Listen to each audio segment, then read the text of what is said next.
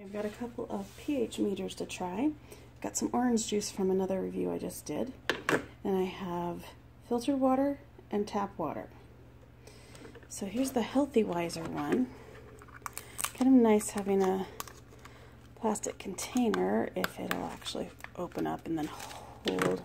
Let's see, we have some solution powders that I honestly don't know what to do about.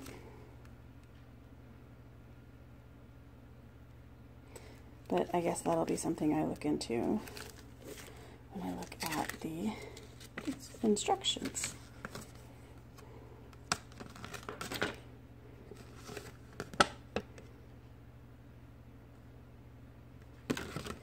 Okay, turn on your pH meter.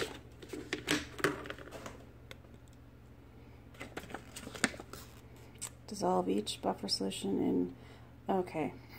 So that's for calibration. Okay. Operation: remove the protective cap. First rinse the electrode with distilled water and dry it with filtered paper. Well, I don't have either of those. Well, I'll just have to rinse it in regular water and hopefully, ooh. Okay, I think this was a used item because it already has stuff on it. I'm actually not going to be using this. I'm going to be contacting the seller and hopefully get one that isn't used. Moving on to this one, the selpHbalance. Well, let's see here. Kind of like that, although I'm not exactly sure why that's there. Hopefully this doesn't have to do any calibration.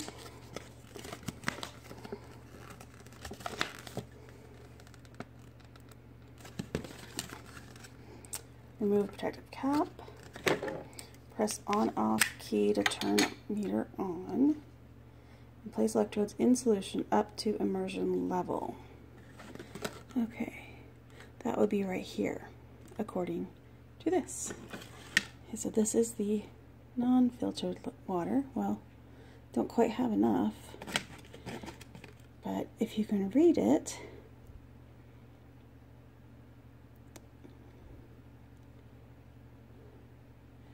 okay. It says lightly tap against the side, stir gently to remove any bubbles. Press hold button and take out of water to read.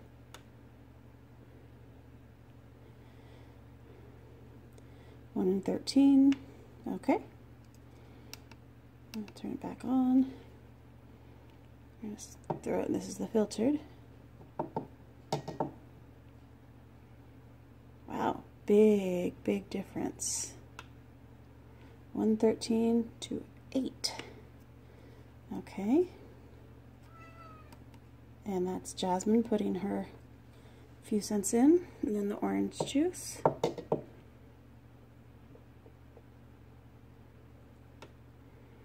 And a huge difference as well, 1546. Very cool.